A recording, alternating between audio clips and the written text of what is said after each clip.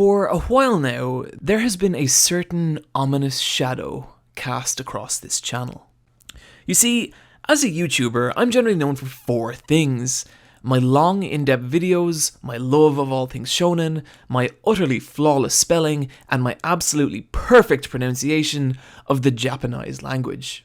And the problem with those former 2 is that at some points it means that I need to do a video on the series One Piece. Which is fine, I like One Piece quite a lot, in fact. But the issue comes from how insanely long the series is, currently residing at its 833rd chapter, and the staggering breadth of its world, which, according to the One Piece wiki, has currently 866 named characters. I know because I counted and it took a long time. So how does one talk about such a massive series like One Piece?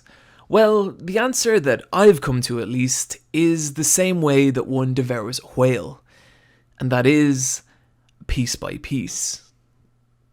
One Piece. Fuck, no, that's not good. And so, what we're going to do here today is that rather than go straight into a full-blown why you should watch/read, which, don't worry, we will get to, is to first put out a shorter video covering what I consider some of the broader structural aspects of One Piece, which will then free us up and allow us to take a much deeper dive into the characters and themes later on.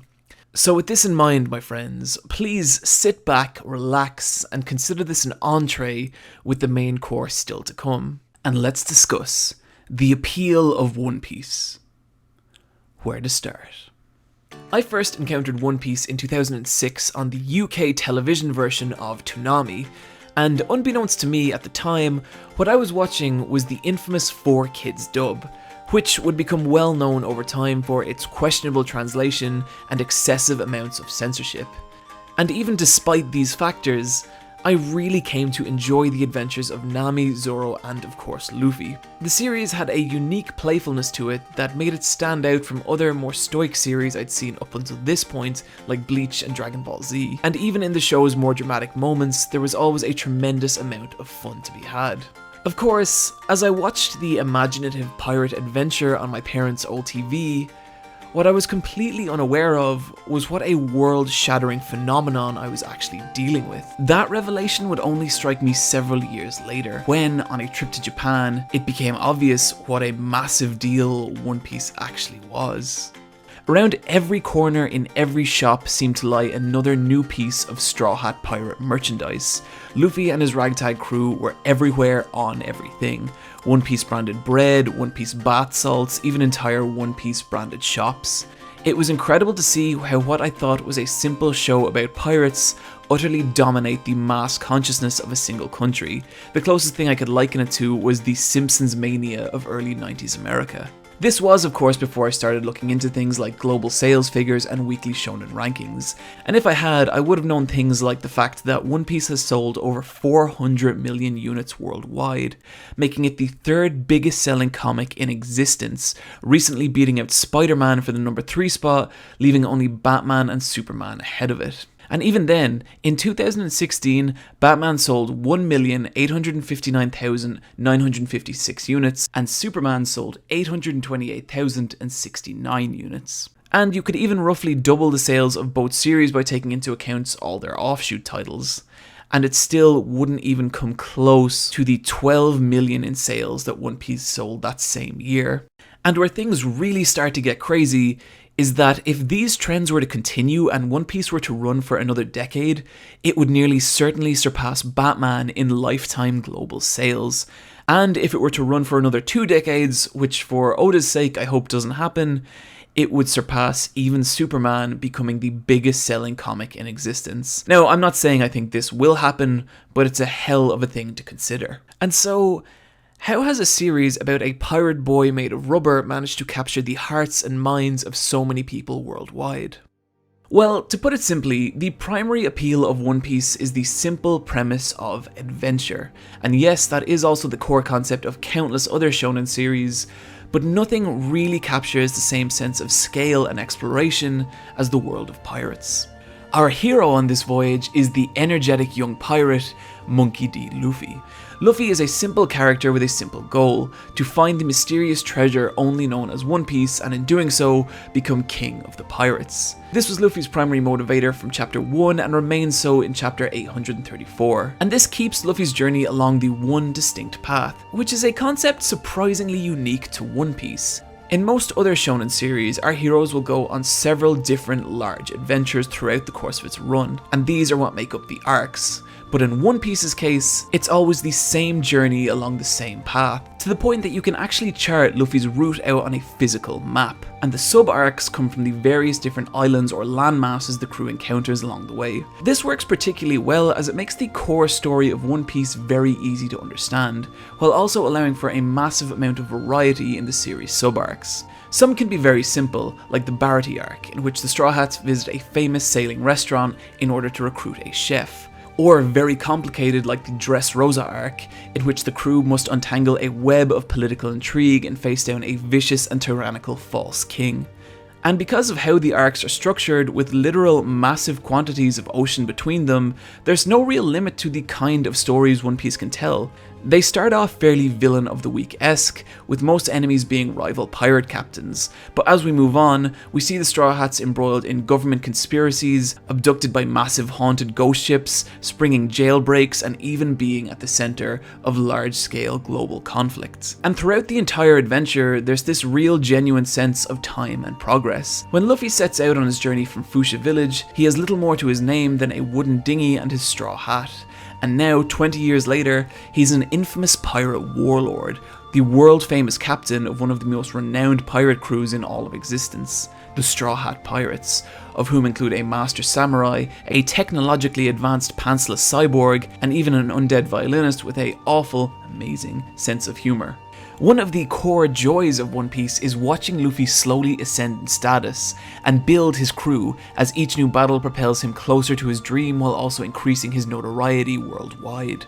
It's not ever a story you could accuse of moving quickly, but it is always moving, and I think it's only when you look back that you see how far Luffy and his crew have actually come. Of course, the success of an adventure series is largely dependent on the world the adventure takes place in, and this is another area where the series shines. One Piece's world, to put it simply, is the largest, most intricately detailed and well thought out of any of the long-running shonen series, which may not be obvious from the offbeat cartoonish designs of Oda's artwork, but make no mistake, this is a world of layers with its own government, economy, cultural and racial divides, with many, many different factions, all of whom have their own philosophies and motivations.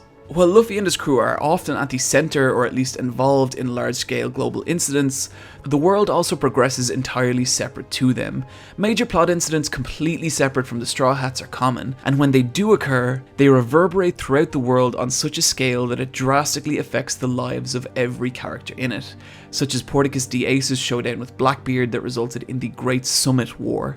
It always feels like there's a larger picture in One Piece, and depending on the global political climate of the time, Luffy and the Straw Hats' allies and enemies can switch from arc to arc, giving the world this intriguing, ever-changing dynamic.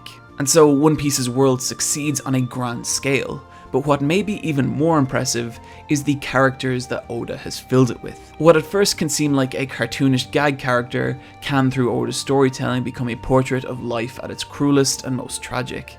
And this information is often delivered through weighty flashback stories, in which we're taken through the key moments of a character's life. And while a badly used flashback can utterly kill the momentum of a series, Oda uses them in such a way to give his characters weight, grounding, and motivation that otherwise just wouldn't be possible. Like, seriously, you see this dumb-looking idiot in a diaper? This is Senor Pink, and this guy has a backstory that is absolutely heartbreaking.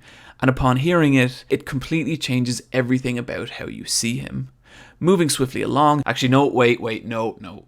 I know some of you out there don't believe me, so we're gonna prove it. Let's do this. Senor Pink started out his adult life as a member of the brutal Don Quixote crime family, where his days were frequently filled with criminal activity and brutal violence. Until one day, in the pouring rain, he met a woman who he immediately fell in love with.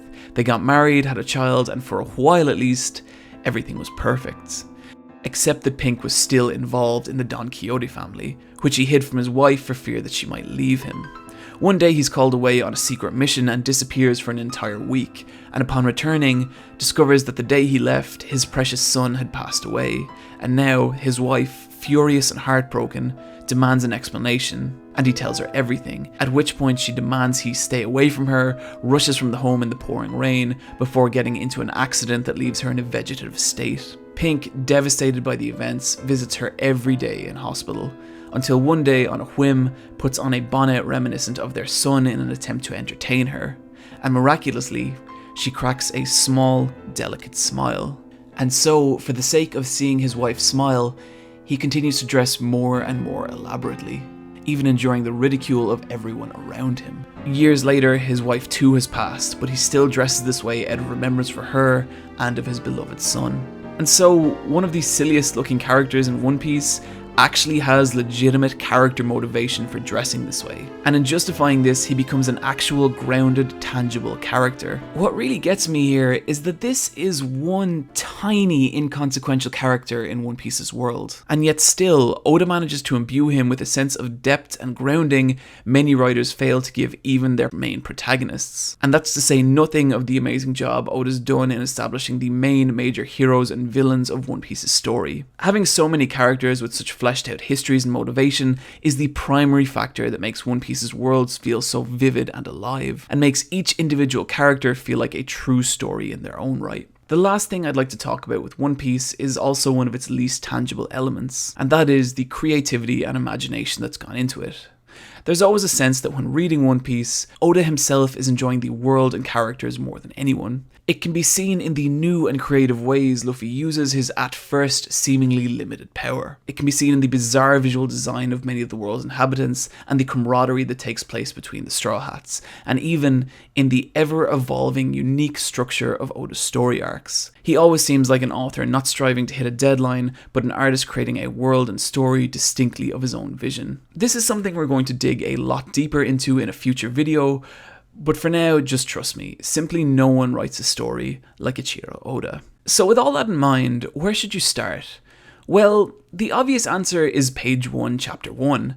The manga is for the most part a fantastic read, but I understand people's reluctance to get into it given its insane length. And the anime comes with many of its own issues too, such as a weak production run and masses of filler. But if you're curious to know if One Piece really is for you or not, or even if you just want to dip your toe in, allow me to present a different option, and that is the fantastic One Piece Movie 6, Baron Omatsuri and the Secret Islands. Directed by Mamoru Hosoda of the Digimon movie The Girl Who Leapt Through Time and Summer Wars, the movie encapsulates, in a digestible 90 minutes, everything that makes One Piece as a series so much fun, on top of having some absolutely gorgeous animation and character designs, and one of the darkest and hardest right turns I've seen in any film for a while. It requires basically no prior knowledge of One Piece or its world to enjoy, and I think even if you have zero interest in One Piece, seeing one of Japan's most talented directors put his own unique spin on the world of pirates is absolutely worth checking out.